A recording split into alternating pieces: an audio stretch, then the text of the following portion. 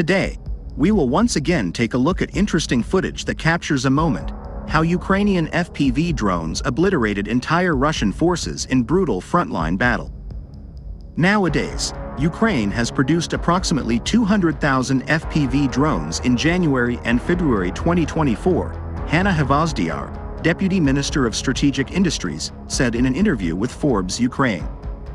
With the US and EU aid packages delayed, Ukraine is ramping up the production of one-way attack suicide drones to compensate for the lack of artillery shells at the front, the Ukrainian Deputy Defense Ministry said.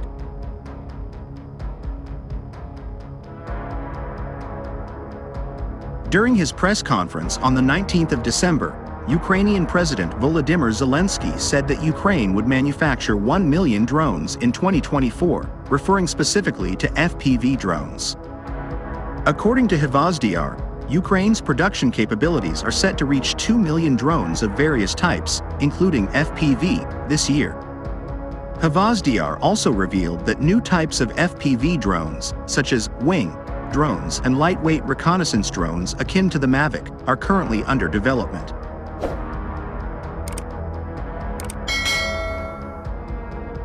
Ukraine's digital minister Mikhailo Fedorov told media that Ukraine aims to produce thousands of long-range drones capable of striking deep into Russia in 2024. According to Fedorov, in 2023, 58 Ukrainian drone manufacturers received state contracts.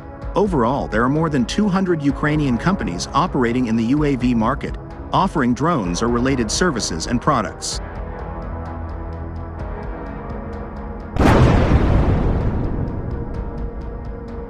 On the other hand, 2 Russian vehicles exploded simultaneously after driving over landmines in the east of Ukraine amid bloody fighting along the front lines. Dramatic footage from Ukraine shows 2 Russian armored personnel carriers, APCs, being destroyed by landmines as Moscow and Kyiv's forces continue to battle in the east. The clip, shared by open-source intelligence account on X, showed the 2 Russian vehicles near the village of Stepov, in Ukraine's Donetsk region.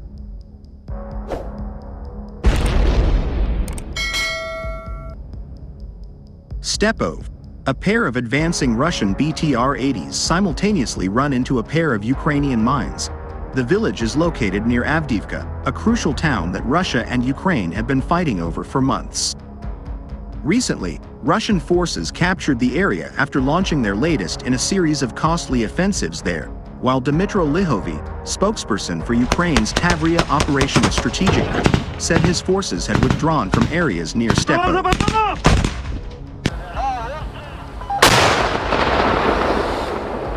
In the footage, the APCs simultaneously run over landmines and take a huge hit from the resulting explosion, showing Ukraine is still able to strike blows against the Russian forces. While Ukraine defied many experts' expectations with its resolute defense of Kyiv back in 2022, there is now concerns that 2 years of fighting have left soldiers low on ammunition and energy. Ukrainian President Volodymyr Zelensky, speaking on Wednesday, once again called on Western allies to boost Ukraine's supplies and help it win the war.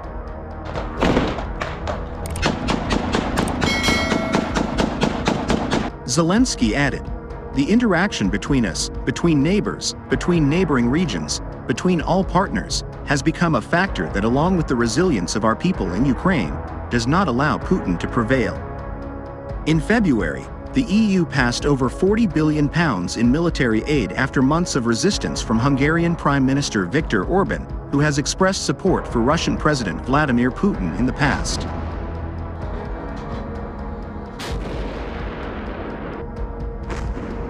U.S. aid for Ukraine is still waiting to be passed through the House of Representatives in Washington as Republican lawmakers continue to block the funds. Meanwhile, Russia's military has suffered a third mass casualty high-mobility artillery rocket system, HIMARS, attack in a week, according to local reports.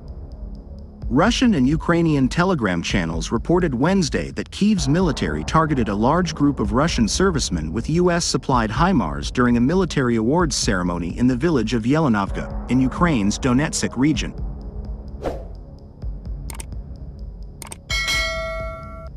A Russian Telegram user who claimed to be an employee of a branch of the Russian Special Services said that 19 Russian troops, including 3 officers, were killed, and a further 12 were injured in the attack. US-supplied HIMARS have allowed Ukraine to destroy Russia's most advanced anti-aircraft missile systems, but in October 2023, footage purportedly showed the aftermath of a HIMARS strike on a Russian battalion, and Ukraine's military also carried out 2 separate attacks on large groups of Russian troops using HIMARS last week.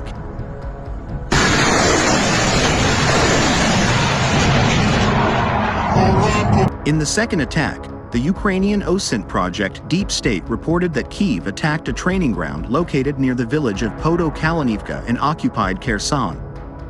The BBC Russian service, citing a source in the Ukrainian Special Services, reported that the attack took place in the same location, and Ukrainian publication Zerkalo Nedeli reported that at least 60 Russian troops were killed in the Kherson attack. Mass liquidation of Russians near Podolkalnivka in the Kherson region, said Serhiy Sternenko, a Ukrainian activist in a post on X, formerly Twitter, adding that not everyone survived the HIMARS strike.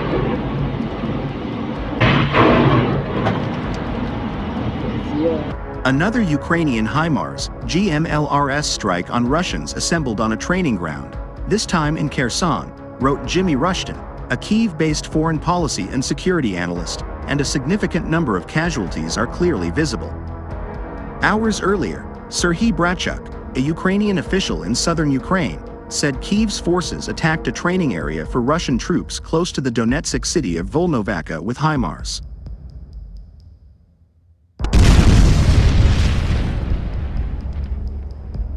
The Institute for the Study of War, a US-based think tank, said in its latest analysis of the conflict in Ukraine on Wednesday that Russian milbloggers appear increasingly concerned over such attacks. They are growing concerned that Ukrainian forces are able to exploit poor Russian operational security practices, such as large gatherings in near-rear areas under Ukrainian aerial reconnaissance, seeing well-timed and well-targeted HIMARS strikes, which continue to generate discontent in the Russian information space, the ISW said.